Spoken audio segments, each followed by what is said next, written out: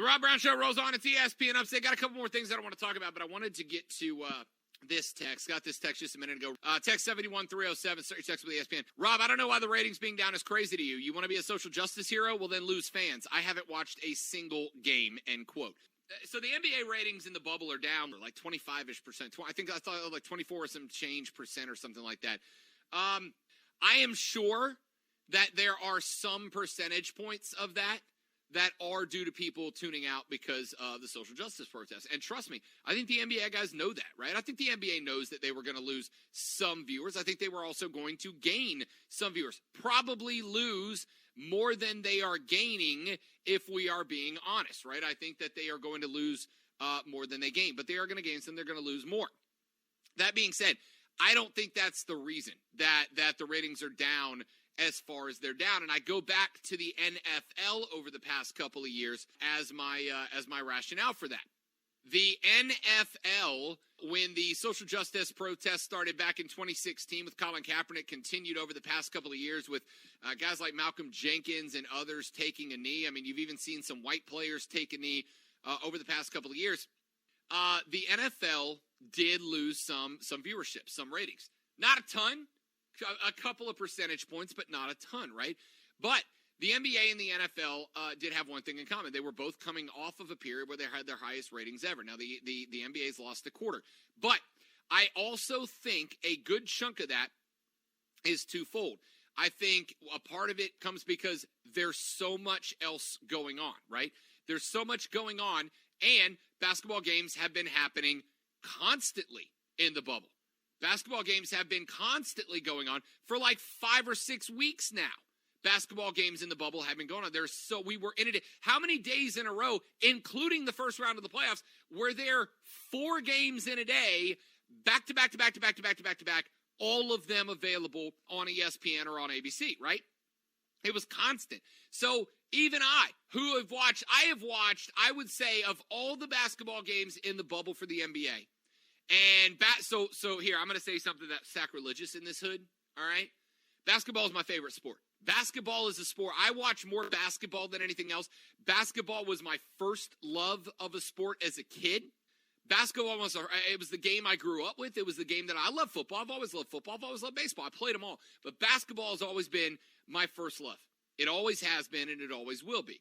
I guarantee you that I have watched more basketball in the bubble than 98% of the people listening to the show right now, right? When those games were starting at noon and going until 11 o'clock at night, I watched all 4 games back to back to back to back. When the bubble was running in the end of the regular season, I watched 4 games a day for 4 straight weeks. When the playoffs started, 4 games a day. Now that we're down into the semifinals of the East and Western Conference, I'm watching every one of those games I can get my eyes on. But I also know that I'm the exception, not the rule. The second aspect is, let's be honest. If you don't love basketball, love the game and only the game, then these playoffs aren't for you. They're just not. There's nothing else. There's nothing flashy. There's no skyline views of the city. There's no mascots being goofy. There's no cheerleaders and dancers. There's no fan competitions. There's no nothing. It's just basketball.